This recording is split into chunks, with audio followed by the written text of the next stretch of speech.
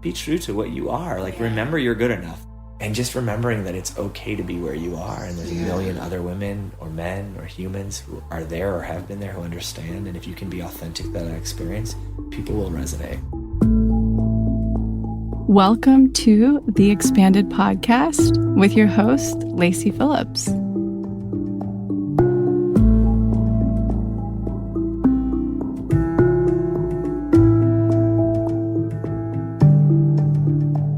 As a leading manifestation advisor with a process that's, radically different from the old New Age model, mine is rooted in psychology, neuroscience, and my energetic gifts. I created this podcast to help you expand your subconscious limiting beliefs about the potential of deserving the manifestations you're calling in. Therefore, you're tuning into this podcast series to show your subconscious that anything you desire is possible. And by pressing play, you've already started the process of manifesting it. If you enjoy this episode, please leave us a review, comment, and share it with your fellow manifestor that's struggling or could really benefit from the information that you're about to learn.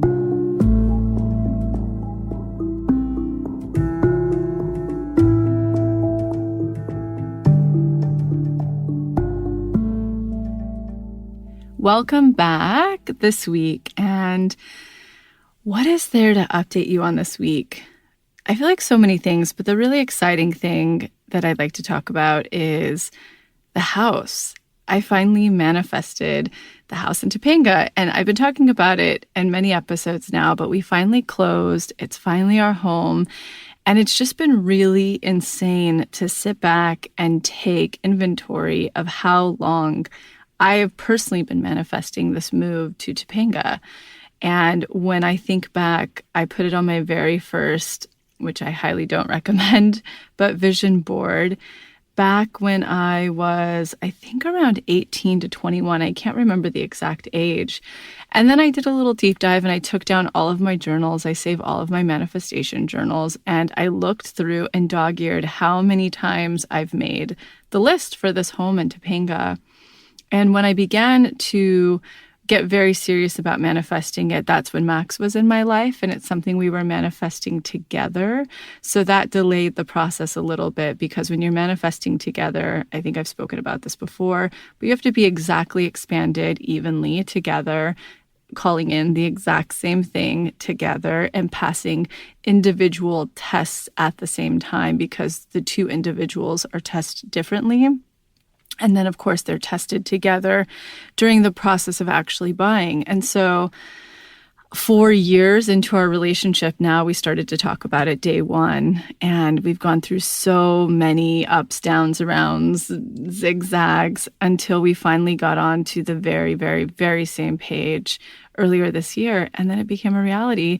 And what is so nuts is this house closed, and I'm buying it, we're buying it at the exact same time that I bought the retreat house last year. So I find it all to be very kismet and exciting and inspiring. And that's what I'm really stoked on. I've been spending the whole week packing, moving, or restructuring our company a lot and doing all of that. So I'm definitely drained as a projector to my wit's end.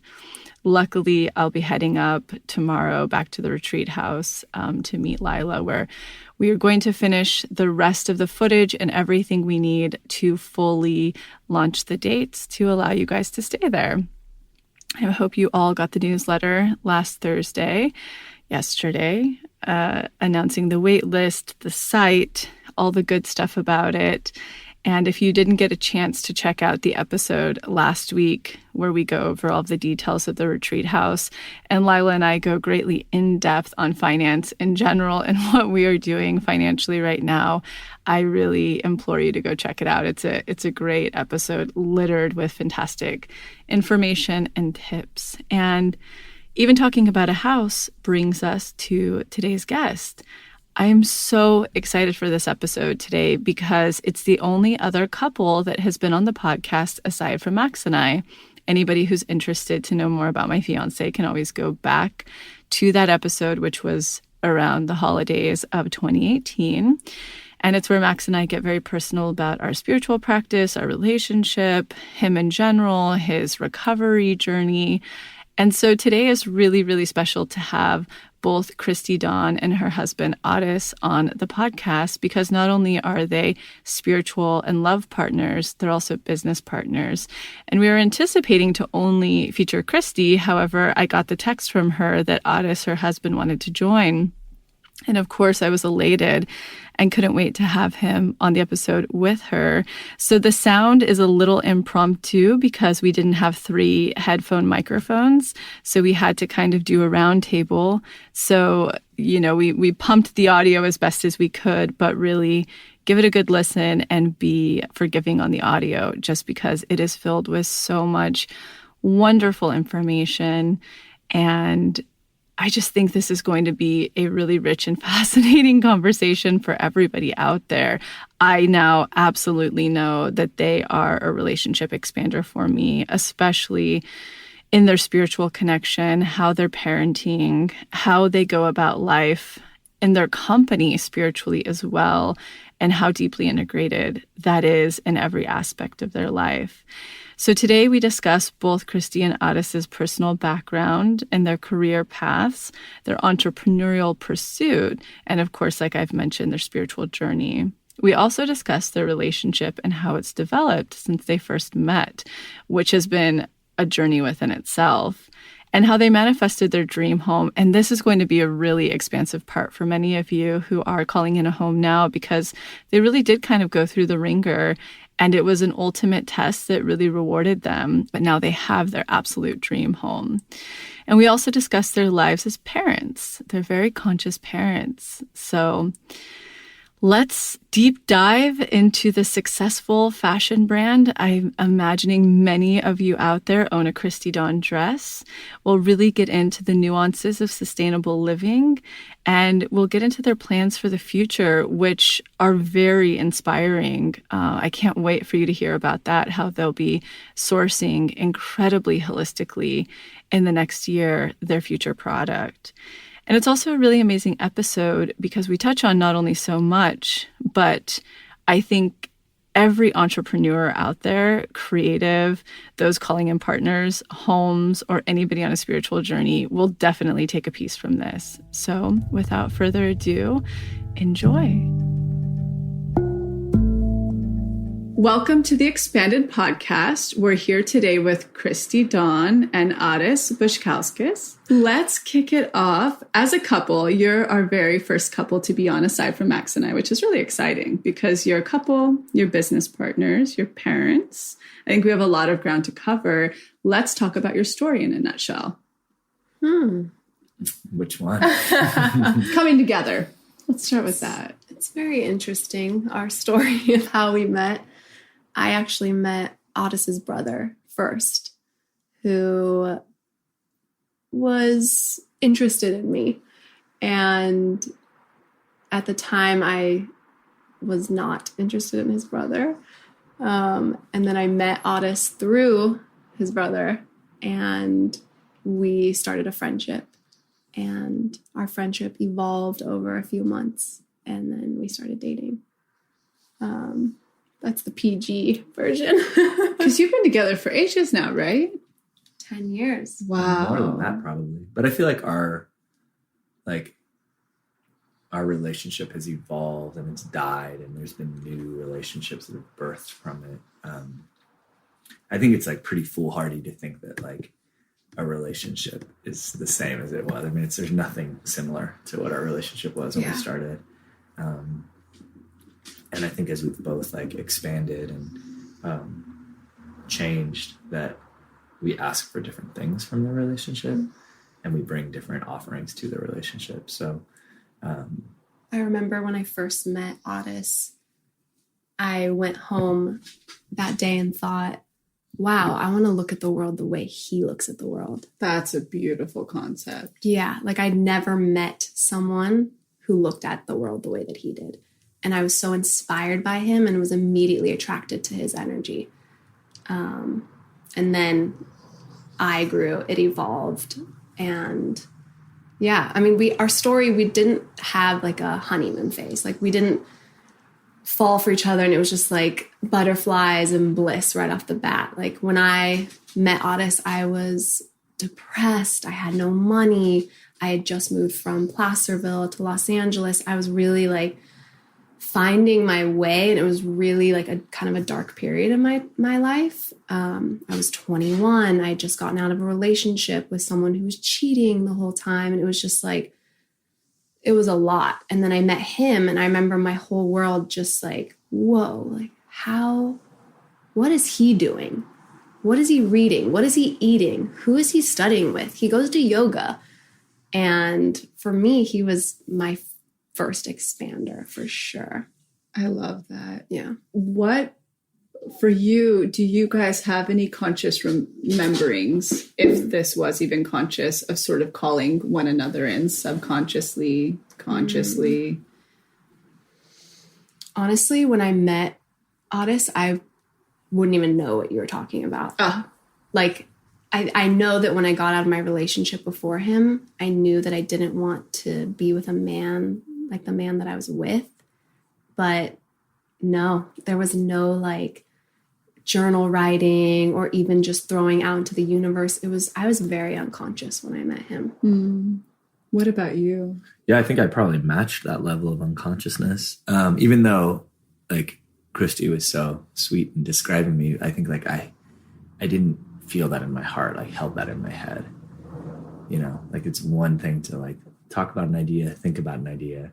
It's another thing to really like live in your heart space with that idea or put that idea into your heart space. So I think like I was like trying my best not to enter a relationship. Like I was trying my best to avoid any like real self-discovery. Like let me stay as far away from shadows as possible. And like, let me keep it real safe. And so, yeah, I if anything, like there was a part of me calling it in that was like my higher self in the sense of like, oh, you ready to learn some things? Yeah. Mm-hmm. And I think same for me, obviously, because we met, that something brought us together. Yeah. That now we know.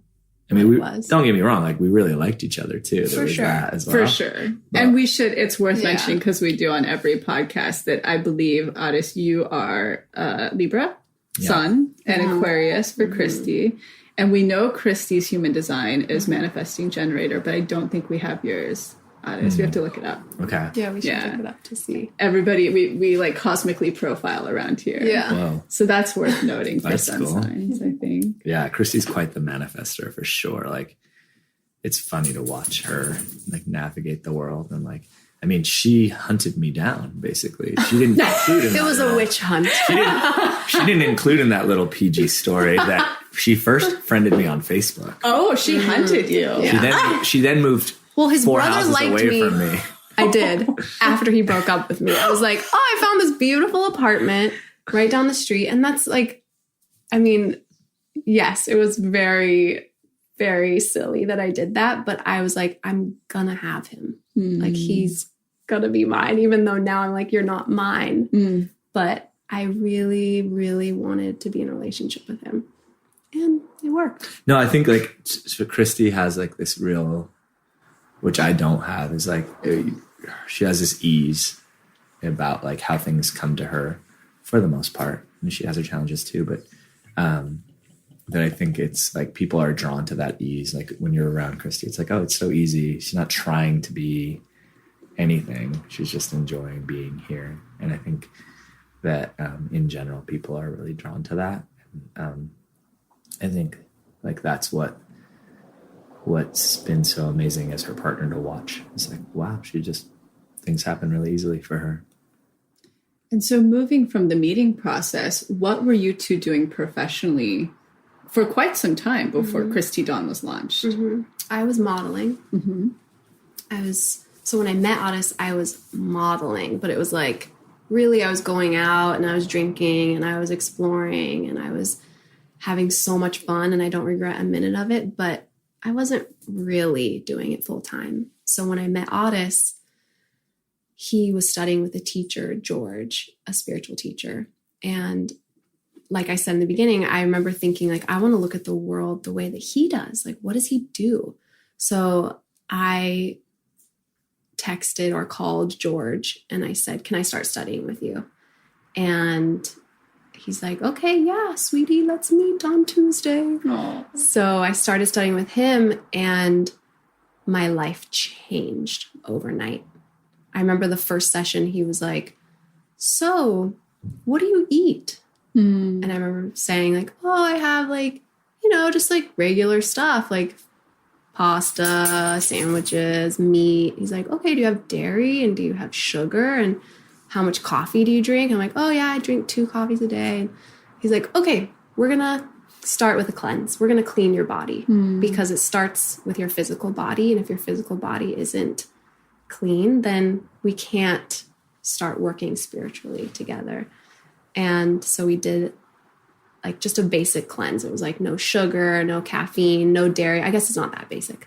No gluten. It's no master cleanse that Lila Yeah, was on. exactly. Not the master cleanse. And then I remember him saying, so why do you model? And I said, oh, because it makes me happy. And he was like, no, you can't give your power over to modeling.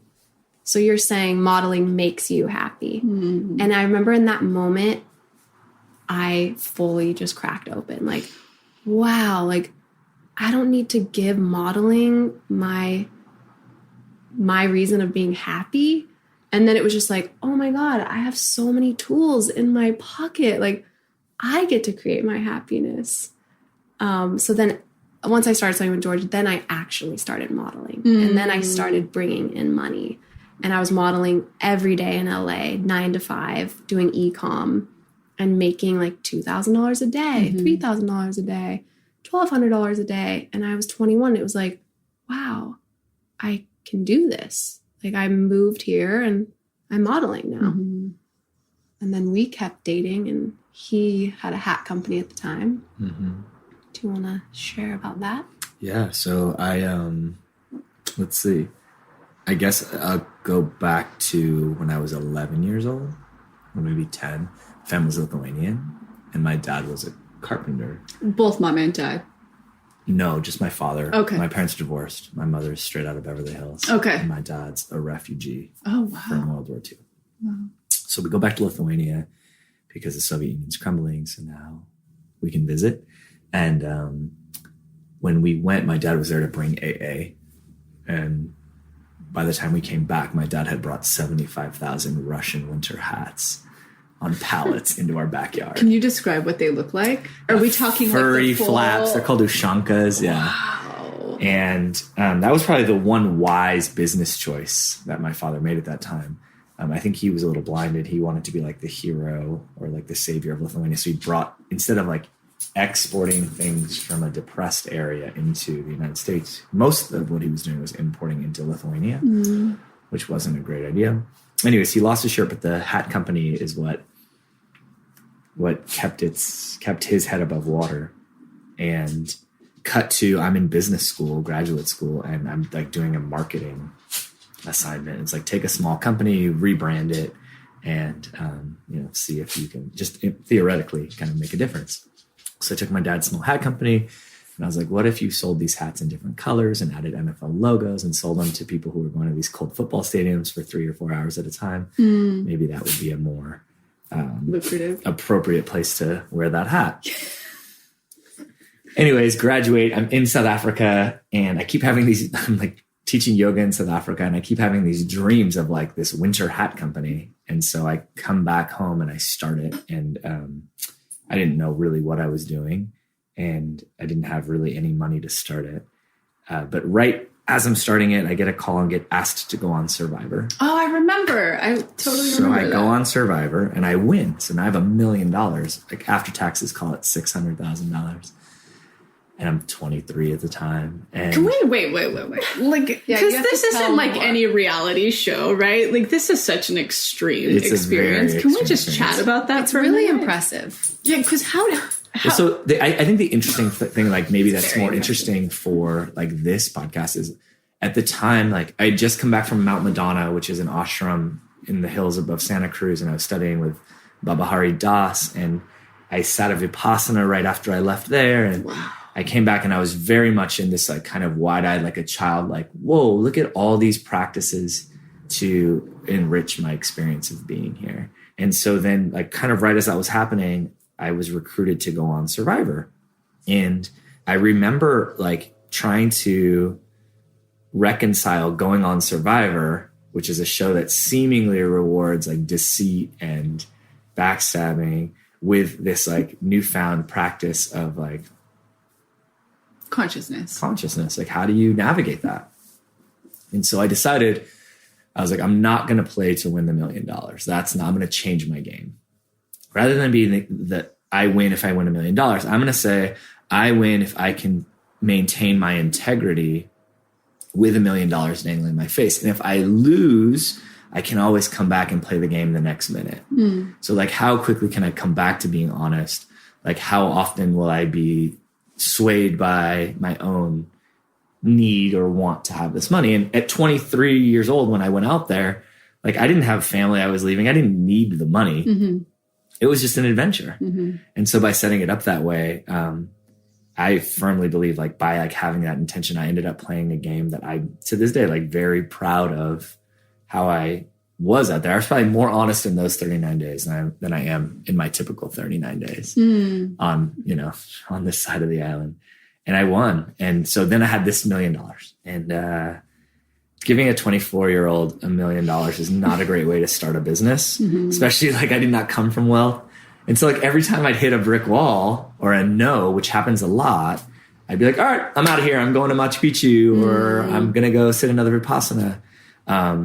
And I learned a lot of lessons through that experience. And I think like the most important lesson is like, when you're starting a business, you better believe in it. Oh yeah. Like at your core. And for me, like, not only did I not believe in winter hats, like I had shame around them because I was 11 or 12 years old when they were in my backyard on pallets. And I was like, oh God, I have this very Lithuanian name. And now we have all these Russian hats. No. Yeah. But so the first lesson was like, believe in what you're doing, like actually feel at your core it's something you believe in. And of course there was like a myriad other lessons I learned, but eventually I got the business to a point where I could sell it for like a break even situation. And once I could do that, I was just like, thank goodness. And that timed kind of right with just after I sold that business just after we launched Christy Dawn. But we knew right away, like, or at least I knew right away with Christy Dawn. I was like, oh my God, we're sitting on a rocket ship. Whoa, this is going to be wild. But I think like from the start, we approached it much differently. Yeah. Let's hear about that. Yeah, I've learned so much from Aras about business. And that was the first thing I remember him saying was, if you don't believe in your product, then what's the point? Like, you can't put a product out that you don't believe in. And you just can't sell it energetically. Yeah. You know, there's some form of like what you're saying, shame or, whatever the block is. Totally. It just won't transcend, I feel. Yeah. And so I had been modeling for 10 years, like on and off. But then the last 5 years of my career, I was modeling all the time. I was like the e-commerce face in LA and all over like the Midwest. And so while I was modeling, I was watching how these companies were running their businesses. And I was kind of collecting this database in my head, every shoot, asking questions, asking the stylist, asking the creative director. And I knew I had always wanted to start my own dress company. I was just waiting for that time to kind of tell me. I remember you started with, you wanted to do a swim line. Yeah, I did. And I remember for Christmas one year, I bought you a sewing machine. And then I went on Craigslist and found like a seamstress and was like, here. And we made samples. And I remember being like, I don't know, like this, it's not right. Like I'm not loving it. And then modeled for a couple more years. And then I came home from a shoot one day and I was just I was a little bit bummed by the things I was seeing in the industry, to be really honest. And I came home one day and I was like, you know what? I'm ready to start this dress line. Like, I don't know how I'm going to do it, but I know I want to do it and I'm ready to do it. And I never thought that Aras would be like, oh yeah, let's do it together. Oh. And at the time we were living together, and he like was listening, but like busy doing something. And he turned his chair around and was like, I'll do it with you. Oh. And he still had his company at this time. And I'm like, okay, cool. Like, where do we start? And he's like, I don't know. Let's see. And then 3 months later, we launched our first collection. We made 6 pieces, 6 dresses that still are bestsellers to this day. Wow. Which ones are those? The Dawn dress, the Piper dress, the Paloma dress, the Sebastian dress, The Winslet and the dress. Winslet I don't think we had dress. the Paloma at the time. I think we had the Leah dress. The Leah dress, yeah, right? and the Piper dress. Let's go into the sustainability piece behind when you were founding it and how that's still totally maintained through the process of growth. Mm-hmm. I think that I would be remiss to say that we didn't start out like, oh, let's do something sustainable. That was not, it wasn't like, let's create a sustainable dress line. I think first and foremost, neither Christy nor I knew how to make a dress when we started. Mm-hmm. So there was a discovery process. I grew up watching my mom sew, but I didn't know how to sew. Yeah. I could sew a pillowcase or a t-shirt, but Yeah, she still That's doesn't about know how to sew. Neither do I. yeah, they try to teach us at the factory, but I'm still It's like, pretty my hilarious. mind is blown when I see it's the true. dressmakers. I'm like, I still don't understand how they know how to sew this. Yeah. It's such an art. Wow. That being said, so like I don't want to pretend like we set off to create a sustainable dress company. I think we set off, when we started, what I told Christy is like, let's do it as a hobby. Having learned the lessons that I learned in my own company is like only do things you believe in. Mm-hmm. Design what you want to wear, and have it made the way that you want it made. Mm-hmm. And so the first thing I did was I called everyone that I knew who had ever been in fashion. And I asked them one question. I said, if you were going to start today, this is both people who had succeeded and people who failed, what would you do differently? And across the board, the answer was, I would not do wholesale. I would do direct to consumer. I would just sell online. I wouldn't worry about fashion shows or anything like that, collections.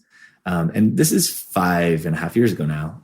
So like, it's amazing how quickly our experience as a culture changes. But like now it seems obvious. Like, yeah, of course you just do direct to consumer. But back then it wasn't. No, it wasn't. It was all That's very wholesale. common now, but it wasn't. Yeah. And so of course I'd ask other questions too. Like, well, what's the process of making a piece? And like, what are all the components that we need to understand? And what we learned really quickly is like, hey, if you're going to buy fabric, you have a couple choices. Your first choice is to order from a mill, and you're going to have to create the artwork. And then it's going to be a minimum of 3,000 yards or 2,000 yards, which is a really high minimum. And we were just starting off. And so that didn't make any economic sense. And our next choice was, well, we could buy dead stock fabric. I had no idea what the implications were of dyeing fabric or producing fabric, or what happens to, to the water, to the land when you produce fabric. But I did know that it cost $3.50 a yard, and I could buy 20 yards of fabric. And that's all that was my commitment. Right. Yeah. So I had like a $60 commitment versus, $6,000 commitment. Jeez. And so that's how we stumbled into dead stock. And at the same time with production, we didn't start like, hey, we're going to have things made in an ethical way. That really, I don't want to pretend like that was how we started. It was, how much can we get these made for? So we went and we like found a couple people who said they knew what they were doing. And we ended up with this lady who, she had an office. It was just her in the office. And she was like, give me the dress. I'll have the pattern made. I'll have the fabric cut. Give me the fabric, give me the trim, and come back in 4 weeks. It'll all be ready. The sample. The sample and then production when we got there. Like, okay. And so we started with her. But then the question was like, well, wait, who's making this stuff? And the quality wasn't great and the consistency wasn't great. And then we asked her once, I said, could we come with you to the factory or the place that they're being sewn? And she said, oh, no, it's okay. Like, I'd rather not. And I remember saying to Aras, like, that doesn't sit well with me. Like, I would want to share that with the people I'm working with. Like, I'm curious why she doesn't want to share that with us. So that I feel like also we've learned like, okay, this isn't feeling right. So then I think like what I'm trying to get to is like this, that we didn't start with Yeah. like, we're going to be ethical or we're going to be sustainable. But I think once we saw the whole process and what it takes, is that for us, there was no way we could move forward from that space of like our own, like feeling good about what was going without feeling obliged to find a way we could create beauty at every step of the supply chain. And so the answer was obviously for us with fabric was dead stock. And the answer for us with dressmakers was let's employ our own dressmakers and let's pay them well and let's give them paid vacations and let's give them medical benefits. I mean, I see this on Instagram. There's like a fiesta every day happening in there. They're always celebrating. There's a lot of celebrations happening. But So to celebrate. So it's like, let's create something that we really love. And I think that both Christy and I have an innate love for this planet and for humanity. I think we all do when we get past our own SHIT.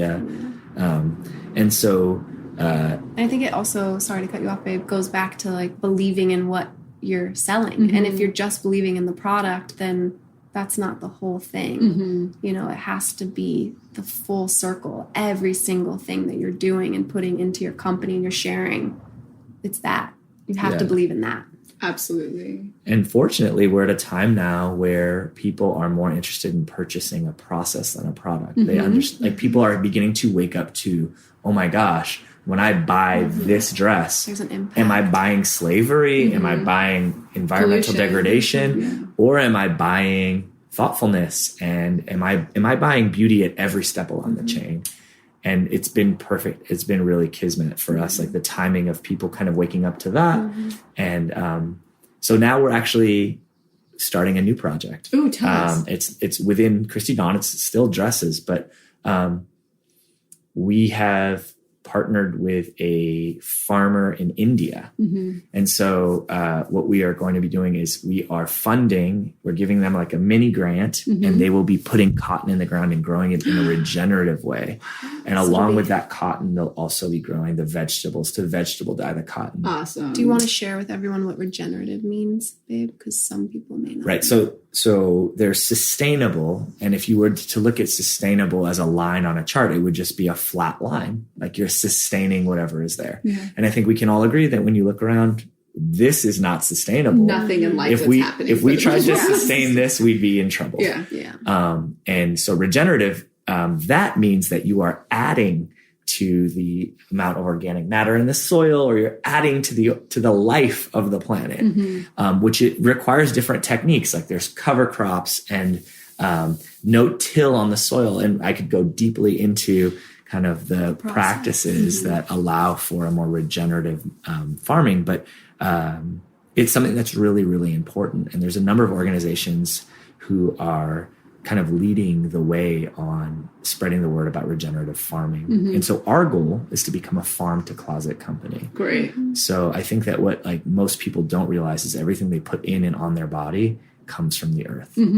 And we have an obligation to see to it that we aren't ruining the life that is in the earth. And I'd argue that it goes back to the earth as well. And it always does. You know, so this is really, really exciting. It's a full cycle. And then the next step too to that is the plants that we're dyeing the regenerative cotton with. There are benefits to these plants, like in the Ayurvedic world, that have healing properties. So if you think about the clothes that you're wearing, they're sitting on the largest organ on your body, your skin. So not only will you get, hopefully, you think a beautiful dress, but you'll also be getting this healing kind of energy behind it from the plants that have been dyed for the dress. So we're really, really excited to move into this next stage and share that with the world, because the Aquarian in me is very excited about the uniqueness of this. But then on top of that, the beauty in it. I've not ever seen that before. How long until this process do you feel can fully launch? So the seeds go in the ground in August. Great. And we hope that summer of 2020 we'll be able to have the first crop. And so not only is it like around regenerative farming, but it's also creating a supply chain there. So there's block printing in India, which is a beautiful traditional method of printing fabric. Conventional methods of printing fabric are you don't even want to know. I know, the it's so amount of chemicals. toxic. And so doing vegetable dye block printing and supporting economies in India as well. And we'd still have everything made here in the United States. In So our the factory. fabric would come. It would come. Incredible. And of course, I also just want to point out that like, as we're kind of discovering new ways, there's no single way. There's no single way to like create a happier planet, and there's a consequence to each choice. So the choices that we make will have consequences as well, good and bad. And that I think that what's important is that we all just begin to ask the question. It's like, hey, how can I make an impact? How can I lighten my footprint and like enlarge the heart space of my own being and then those around me? And I think like for us, that's an answer for us where there's a lot of excitement and hope. Because if we were to just keep using dead stock, yes, it would be low impact, but it wouldn't be shifting any of the economics from a larger scale. So our hope is we are still a really small company relative to the bigger players out there, is that perhaps by moving into this, that will inspire the bigger companies to move into it as well. And also educate our customers on like, hey, here's the process. And if you understand our process, it doesn't take genius to understand that those processes are required for all of the consumption that you're doing. So pay more attention to how you're consuming. I just think it's so exciting too, because you hear about people doing this upon launching a company. And then once they scale to the size that you've reached, a lot of those practices get lost. And I think it's really inspiring that you guys are still asking yourself these questions and upon being so scaled are about to move into this realm. So you're continuing to better the company, better yourself. I mean, it's just really inspiring. One thing I just want to say personally on a side note, in addition to what you were saying, is I think it's so important to allow people to have the process of discovery as well. Because, I think there's a lot of, in this call out culture and division that happens, there's a lot of magnifying glasses up, asking like, what are you doing to make things better? And in fact, we're all just kind of trying to discover those who are on the journey of what that looks like. And it sounds like you guys are really open and honest about this discovery process. And I'm really excited to see next year what this ends up looking like. It's so exciting. Yeah, we're really excited. We're so excited about It'll be a couple of trips to India for sure too. Maybe we'll do a photo shoot in the cotton fields with the farmers. Who knows? We'll see. Yeah, I'd love to. What have been the biggest pitfalls, like darkest rock bottoms in the company so far? And in personal life, I think is really good and expansive for other people out there and couples. Jeez. I don't know. Let me think about this. What would you say? I mean, I would say recently we've been going through a big edit. We were just soaring as a company, like growing month over month, doubling. And then Christy left to go have Seiji Boy, our second son. And I obviously was with Christy for a lot of that as well. And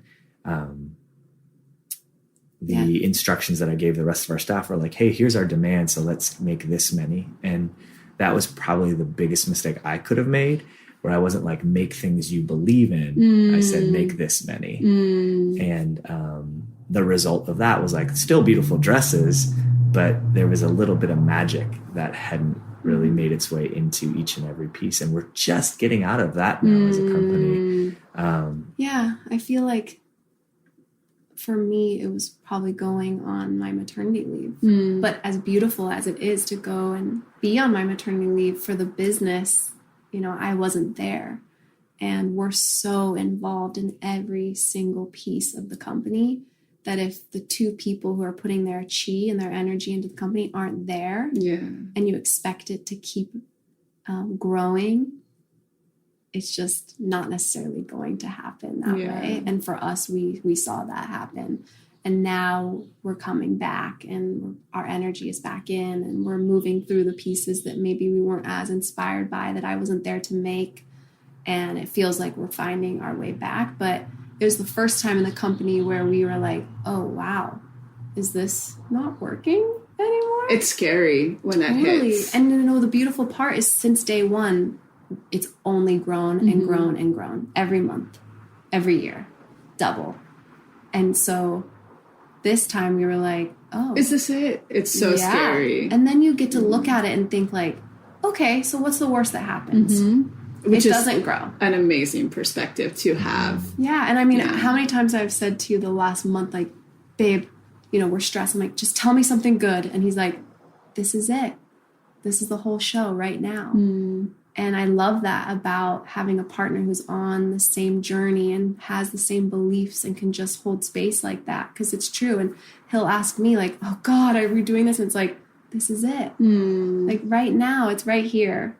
You know, and I think that simple practice too of just going back to this present moment, everything's fine right now. We don't need to look into the future or project our fears into something that's not happened yet. Completely. And that's been super helpful for us in this, I think, first pitfall that we've had. But we've been very blessed on our journey. It's been successful and it's been great.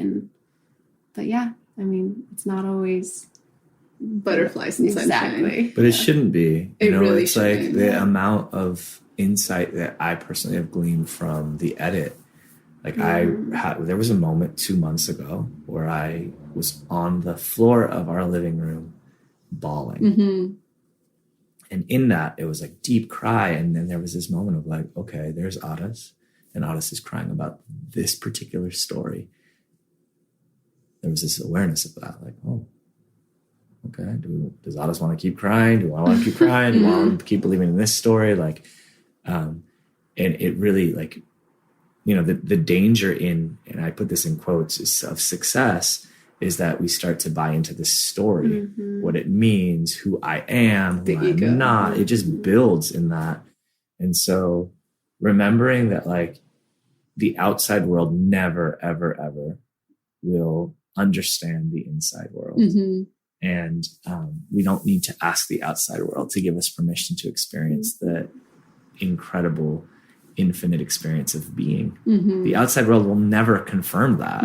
It might sometimes or validate it, like just to be. And so for me personally, like as we've gone through this edit, which has been really beautiful, challenging, and but beautiful, it's really forced me to be like, okay, look at where there's pain. Where there's pain, there's holding. Where there's holding, let go.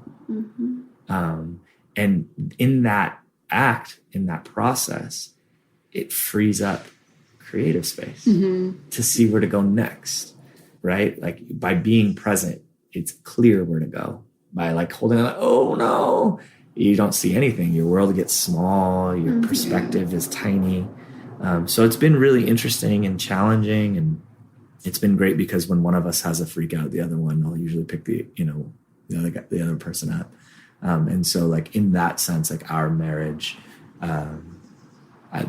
that's why I'm so grateful to have chosen Christy as my partner, and vice versa for her to have chosen me, is because we're both putting our faith into the beauty of the universe. And so when one of us forgets that, the other one's there like, hey, remember how beautiful it is to be here right now. And it's cool because we can work out our fears and our shadows together. You know, for me, it's like my thing is not being good enough. So for me, seeing the business, oh, okay, this month we didn't sell that many. It's like, are my designs good? I'm not good enough.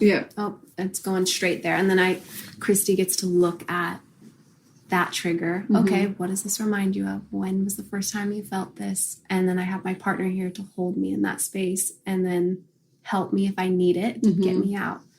But it's nice because we have the tools, and then if we need to lean on each other every so often, we can. It's amazing. Every so often is code for every 2 hours. That's about how I am too. Poor Max, he's a lot more solid than I am. He's usually having to hold. Yeah, where I am most of the time.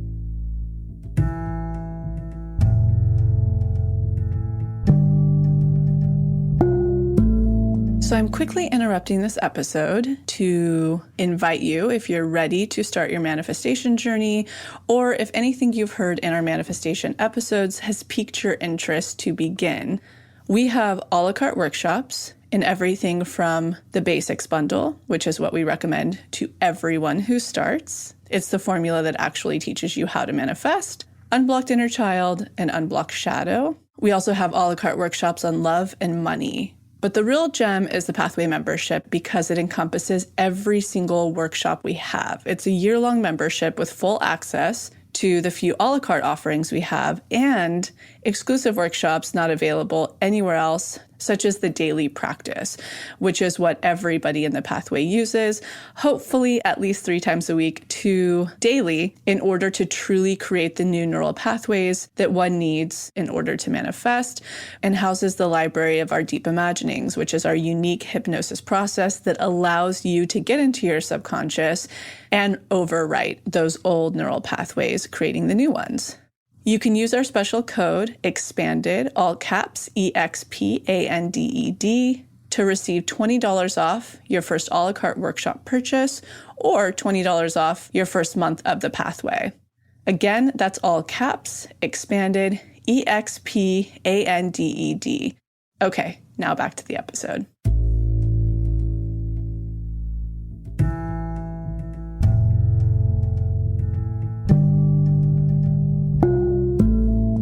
And let's talk about parenting. Did you consciously call in your children? How did that sort of unravel? When did they choose to come through you? Oh, I feel like Aras had a plan. So Aras went on Survivor again after he won. And when he left, like I said in the beginning of the podcast, is that our relationship didn't start off in this like beautiful honeymoon phase. We were friends. We broke up. We got back together. We worked with our teacher for years. And there were so many times we went to George and we're like, George, I think we're going to break up today. Like looking for him to validate us. And George would be like, okay, well, you could choose to do the work together. You're both on the path. It's going to come up with the next person anyways. Yeah. So if you love each other, then let's do it together. We're here. I can help you. And so we're like, oh, okay, yeah. And so when Aras went out on Survivor the second time, we were kind of like in and out. Like Aras was always halfway in and halfway out in our relationship. That's me of ours. Yeah. He's shaking his head yes, because he really was. There was like, a lot of days where I was like, I want to break up with her, but I can't break up with her today. I can break up with her. Birthday's coming up. One day he broke up with me on his birthday. Oh, God. And I actually said, nope, you're not allowed to do that. Like, you can't break up with me on your birthday. We have a party. And also, I'm just not going to let you. One of my mantras, like, at the time, was like, all right, I can't break up with her today, but I can break up with her tomorrow. And only I can break up with her tomorrow if I show up loving today. Yeah. And then if you show up loving, like... Then you don't want to anymore. Then it's like, oh, okay. All right, yeah, that was me. My bad. And then the cycle comes back up again. Exactly. So there was a lot of that. Yeah, so then he went on Survivor, and I'm sharing your story. You could probably share it better, but correct me if I'm wrong, babe. And he got voted out in the middle of the game. And you get sent to Redemption Island, or... I was on an island. Okay. All by myself. The whole thing, you're on an island. So anyways, he gets voted out. He's on an island by himself. So I'm not out of the game fully yet. You're just in timeout on another 3-day timeout by yourself. Wow. Right. And so while he's on the island, you can share. When I was there, I was like, God, if I could have anybody here with me, who would it be? And it was Christy. And it was that moment where I was like, oh my God, I really love her. I want to be with her. I want to go home and make a baby with her. Oh. Yeah. And that was River. That was it. So we came back and I journaled every day while he was gone, telling him about my day. Oh. So when he came home, he could read like the 60 days because we couldn't talk to each other for 60 days. And I journaled every day and he came home and it was like the most beautiful man. I mean, he was always so beautiful, but it was like this halfway in and out was hard. Oh, so for hard. me. And especially when I felt that, I was like trying to cling even harder. And we were doing a lot of work, growth, like it was so much growing pains. So when he came home, it was like our hearts really met. And aligned. Yeah. And then I remember him saying like, I want to marry you. I want to have babies. Like, I want to make a baby. And I remember being like, whoa, you went on Survivor, you came back, and now you want to have my baby. Yeah. And then sure enough, we got pregnant like 2 months later. And that was River. Amazing. Yeah. And then with Sage, we just had Sage 9 months ago. And we were both pretty sure we weren't having another baby. But I always felt a presence of a little girl actually floating around. And we got pregnant. And I thought for sure it was this little girl that I've been feeling. And then we had a boy, Sage. But yeah, both our boys, they found us for sure. And then with the help of Aras calling in River. Yeah. Oh, it's really special. They're awesome. They're such. They seem amazing. Being a parent so is such an amazing experience. And it's also worth noting that they're a full air house. Yeah. 2 whole Libras, a Gemini, and an Aquarius. And George, I remember, had said to me, I don't know if you remember this. He said to me, your whole family will be air signs. And we'll link George's videos in the show notes. What was George's full name? George Falcon. George Falcon, which you can find on Vimeo. Yeah, on His Vimeo. teachings. Amazing. Yeah. And then you manifested your first house. This is the first one you're buying, right? Yeah, well, we actually bought a house in Venice a year ago. And funny story, so we bought this house, we go into escrow, and our realtor's like, don't celebrate yet, because there's something off about the seller and the realtor. And we're like, oh God. And mind you, I'm pregnant and I'm like so eager to like nest and find this home. And we had been really trying to call in our house for months. And so we finally like, oh my God, this is our house. It's in Venice, huge lot. Not necessarily where we wanted to live. Like it wasn't our dream spot, but we were like, we wanted land. And it was 11,000 square feet. Is it The actual 10,000 square foot lot? The lot, 10,000 square foot lot. And then Which she's is like, a pretty big lot. What in is Los that, an Angeles. acreage? half an acre. Half an acre. No. It was like 0.25? point.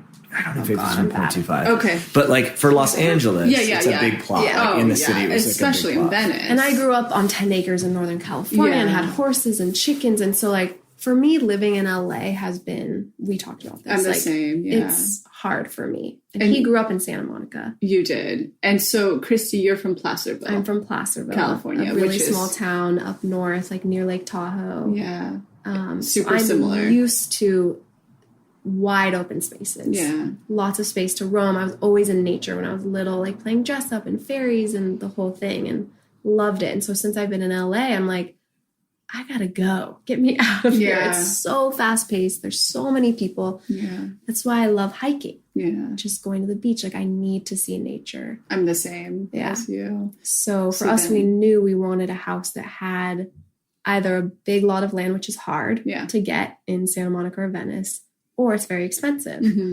And so we bought this house in Venice. Our realtor's like, don't celebrate yet. Something's off. And we're like, okay. Turns out they sold the house to another party after they'd sold it to us for $10,000 more cash offer. So now we're both in escrow. Aras' uncle is a real estate lawyer. Yeah.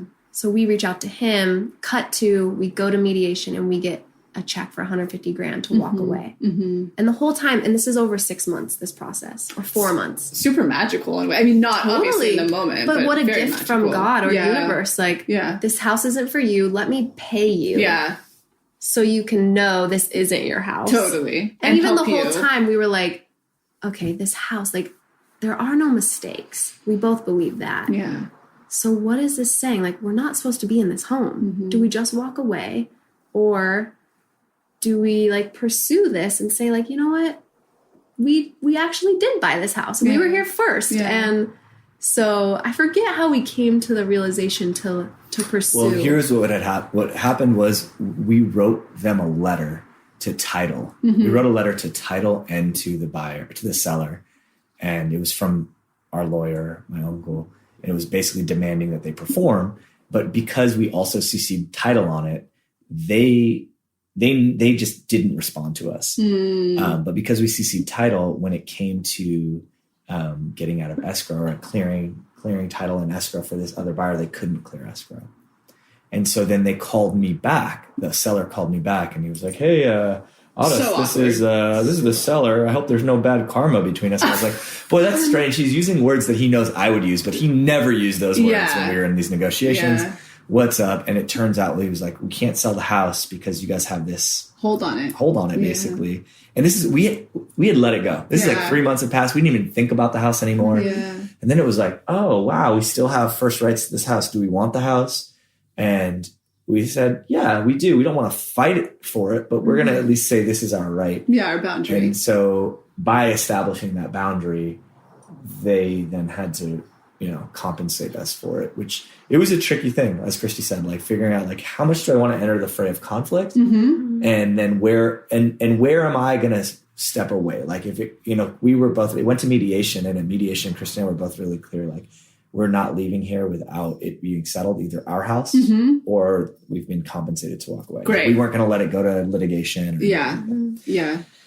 And I think we juggled that because George had taught us first rule in martial arts, don't be there. Yeah. And then we're like, well, why were we even there in the first place? And then turns out it ends up being, this gift. Exactly. Yeah.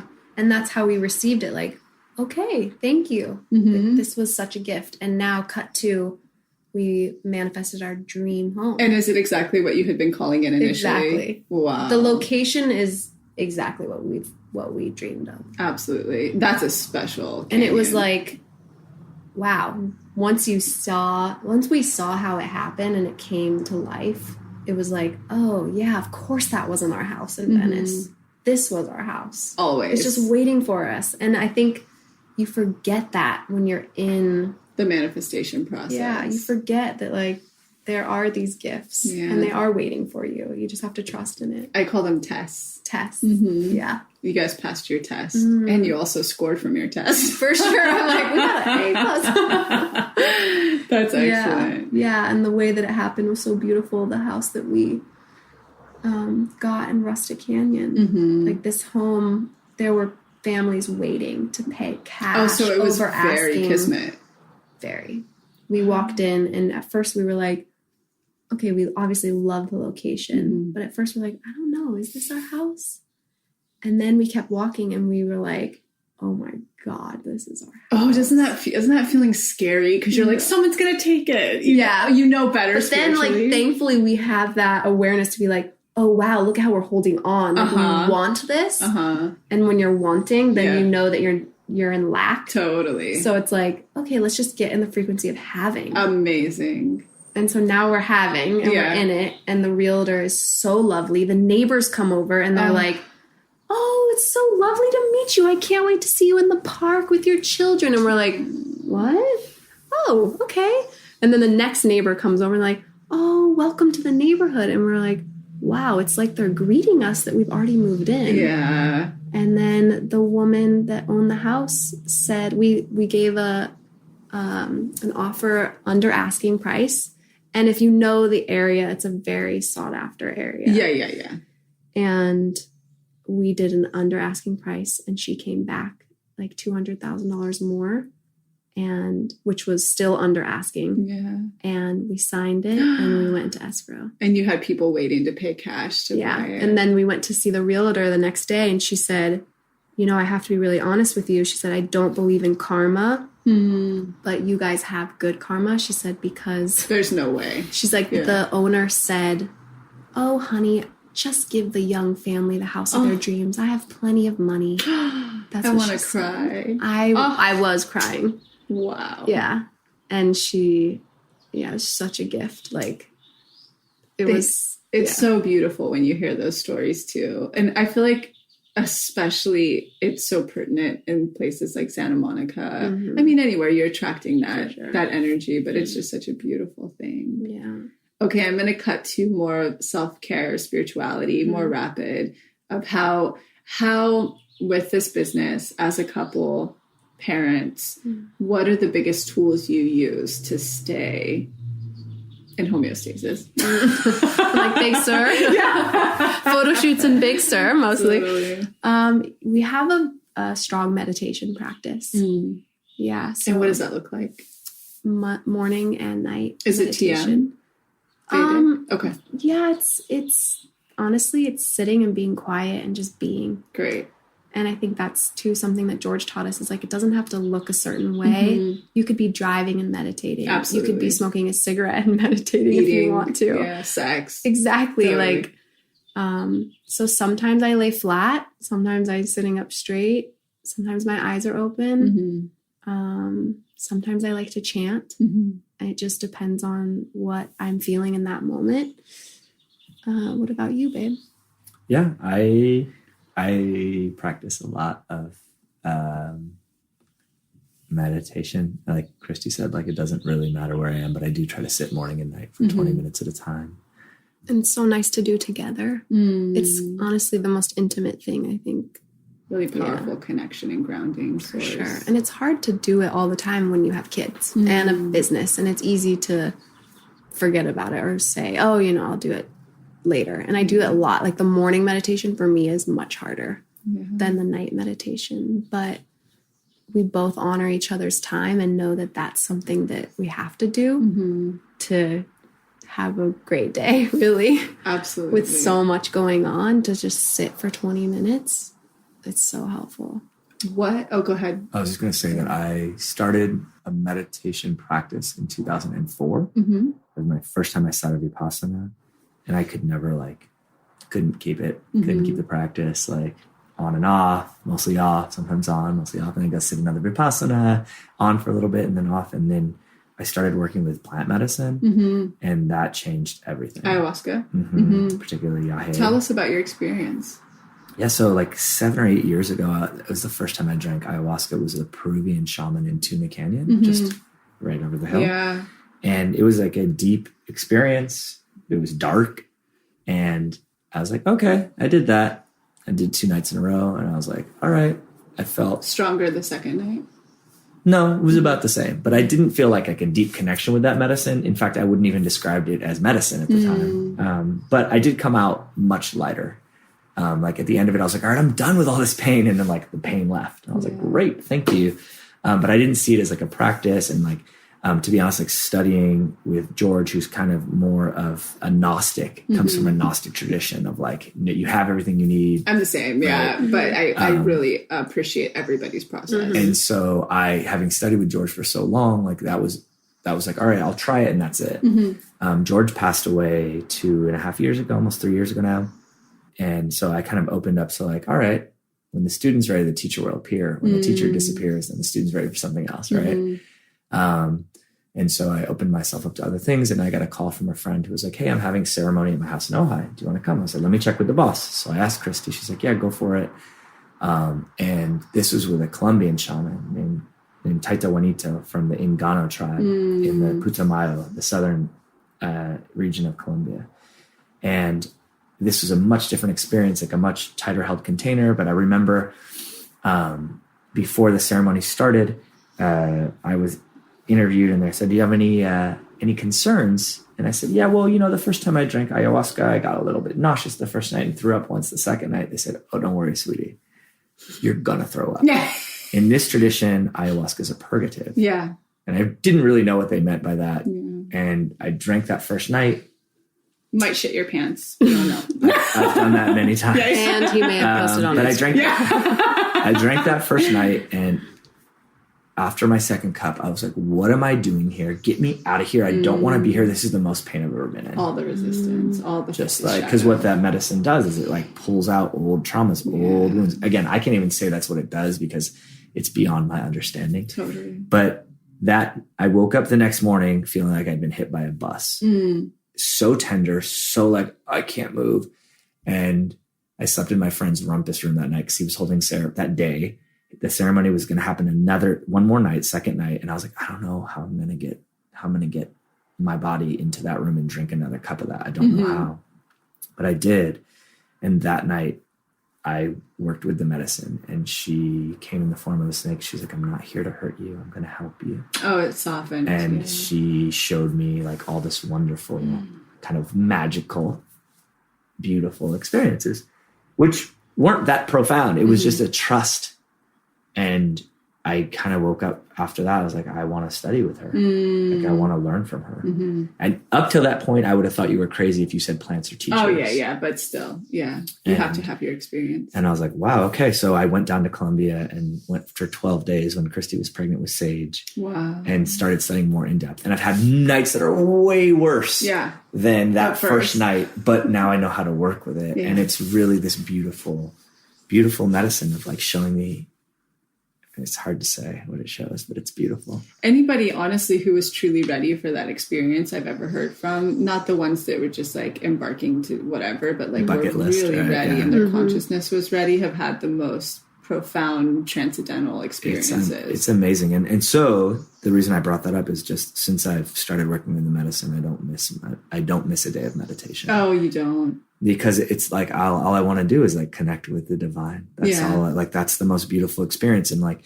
often in my day I'll forget, and then if you can sit me down quietly, oh yeah, like here it is. Like this is the game. Let's enjoy it. You know, it's amazing. So it's definitely changed my perspective on plants.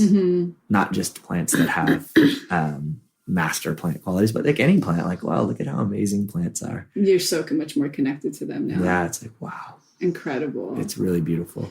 And I highly recommend it to anyone who wants to do that kind of work. But I would just say, like, make sure whoever you drink with, like, you know the lineage.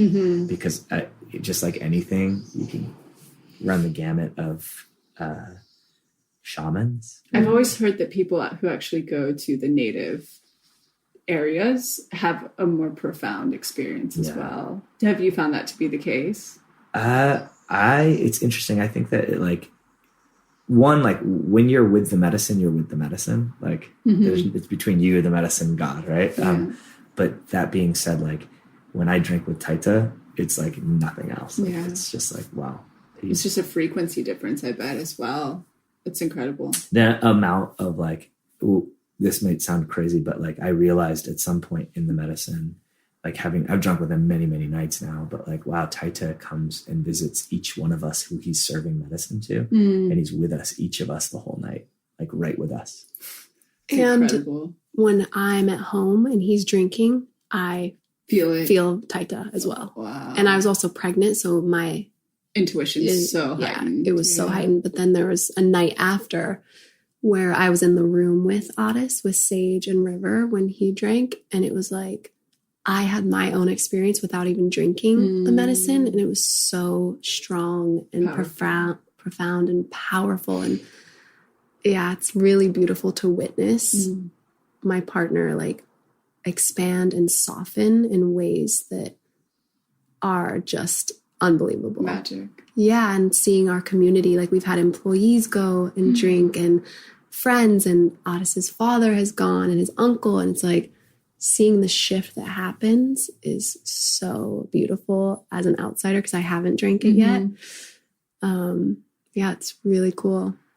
And I don't know if Allie told you, but I think it was a month ago I ran into her because I'd been staying up north for so long, and I was like, I want to sit down, talk to Christy and Aras because you guys share the company, and you've grown it so beautifully. What have been your biggest insights that you've gained about how to run a successful company, like managing the team, the floor?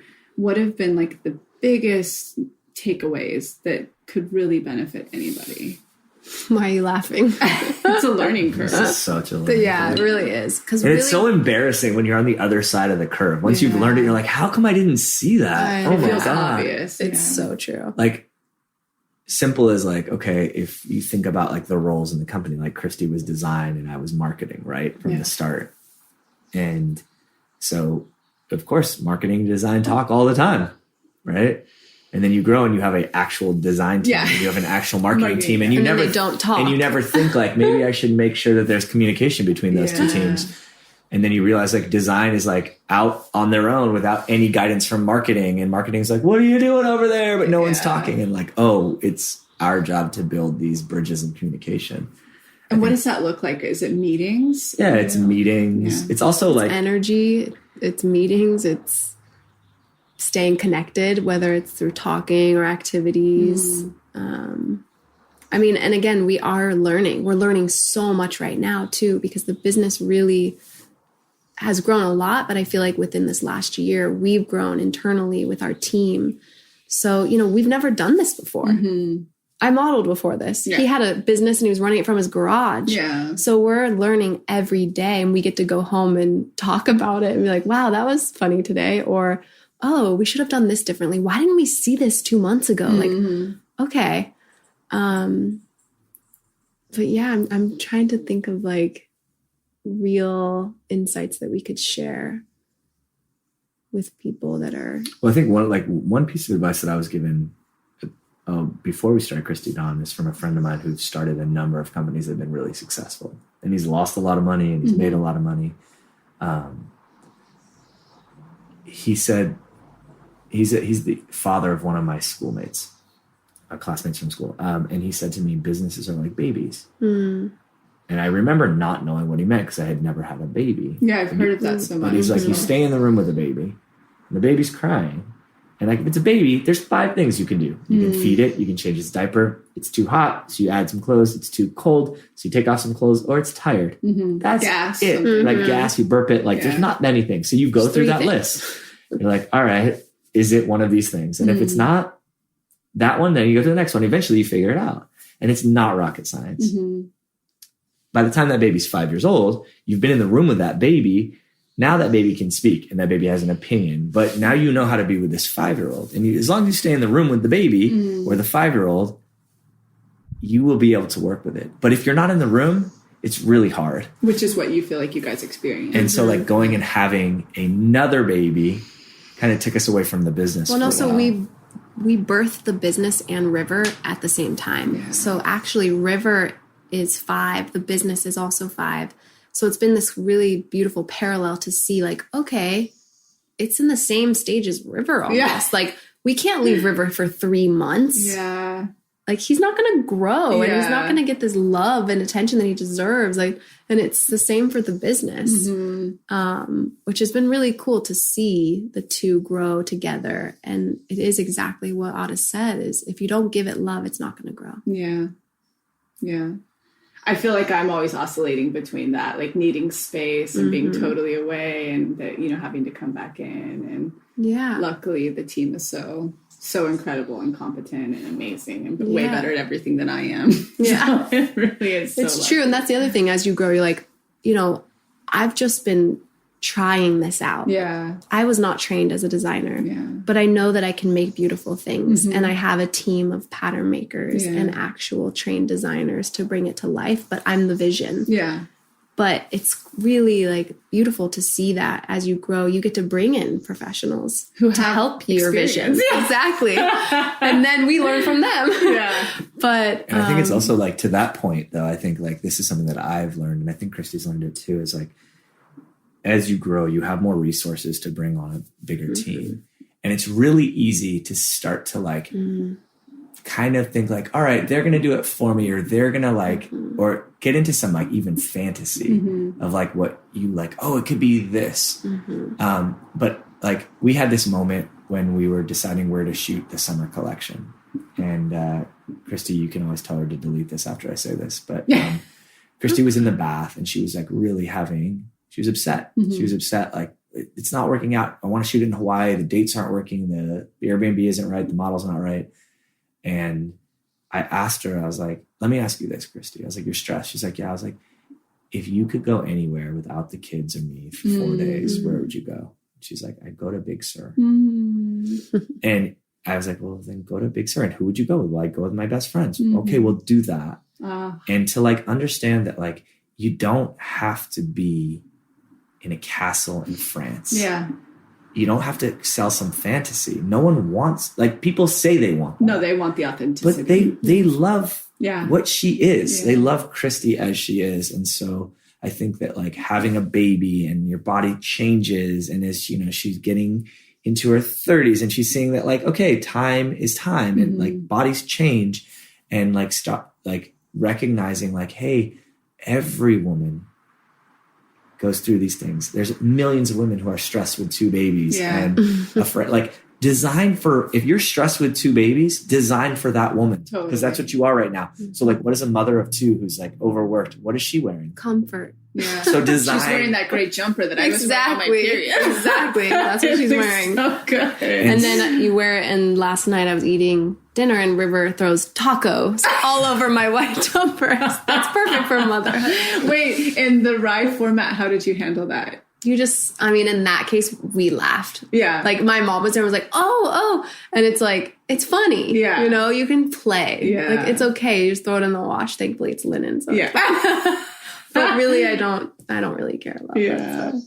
But sorry. But yeah, so I think like that for me, the lesson is like, just be true to what you are. Like, remember you're good enough. Like, remember, especially for Christy, like, listen, if I started a dress company, we'd have 0 customers. Yeah. But like, You don't know. Yeah, It could have been interesting, like on a whole different This is a spectrum. new. but like recognizing like if you in the process of growing, like if you got, it's same thing with a relationship, right? Is like if there was a spark at the beginning, like remember that spark, right? Like in the business, like remember the spark of what you are. It's like you weren't, when Christy started Christy Dawn, when we started, she wasn't like trying to design to be anything other than like, I want to wear this, right? And just remembering that it's okay to be where you are. And there's a million other women or men or humans who are there or have been there who understand. And if you can be authentic to that experience, people will resonate. Absolutely. You know? Such great advice that anybody can extract for anything they're doing. Yeah. And that's fantastic. That was my pitfall. That was. That bathtub. Yeah, that was your darkest moment recently.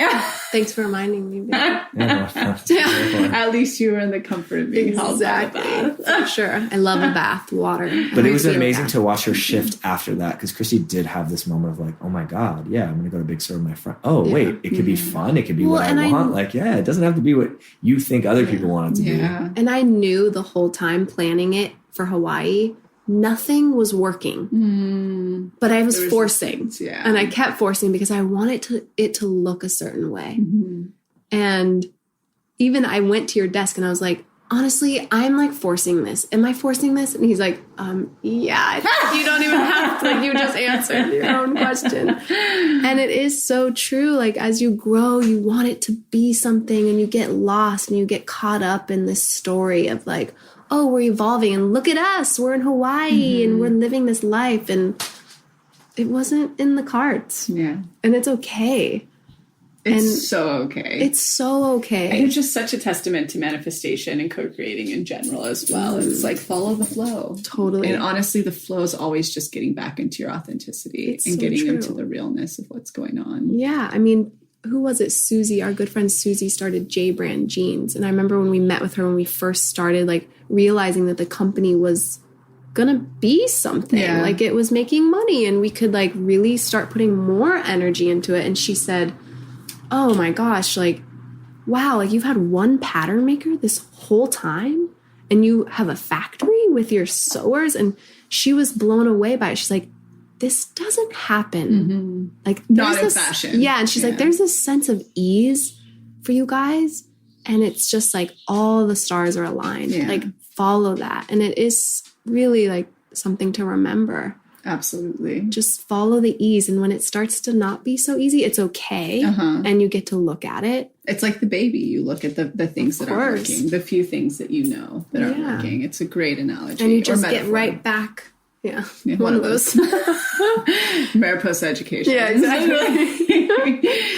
Well, thank you both so much for being here. I think there's just so many gems in here to pull from a lot of different angles. And is there anything last that you want to share? Here's a great thing to share. Who were your expanders along the way? Obviously, Aras being one of yours. Aras was for sure my first expander. And then George, my teacher, was. Yeah. Who will for sure link. And what about you, Aras? Gosh, I mean, I'll work backwards. Is like this edit in the business has like asked me to expand deeply. And so I think like that's maybe the last piece of advice as well, is like, we so focus on like the good times of like, oh, I'm doing it right. Like sometimes when it's the bad times, you're still doing it right. Oh yeah. My favorite are the rocks and the ruts, the rock bottoms. Like there's flow and then there's rocky, and like the rocky's part of that flow. Like, that's what's going to create more flow. Yeah. So like just like dive into it, surrender to it. Like, feel it. That's been my latest expander. But before that, working with plant medicines and then studying. I mean, there's so many teachers along the way. I'm so grateful for all of them. But yeah, I mean, I'm still expanding. Absolutely. The lifelong journey. Yeah. Children must be the biggest. That's a big expander. I mean, the most conscious I've ever been asked is to be with my kids. I mean, to be a conscious parent is the hardest work. Do you want to talk about that? Just a tiny bit of what that looks like for you and your household, you guys? I mean, we had kids pretty young, or I did, 26. But it was right in the middle of growing and learning so much with George. And our way of parenting, we didn't really have a way of parenting. You know, would you say we did? It was just, we were just expecting him to like, oh, okay, yeah, that's a feeling. Like, now you can let go of it, because that's what George taught us. Like, okay, you aren't your feeling, let go of it. But for kids, it doesn't work that way. Yeah. And I know for me growing up, I didn't have that kind of support at all.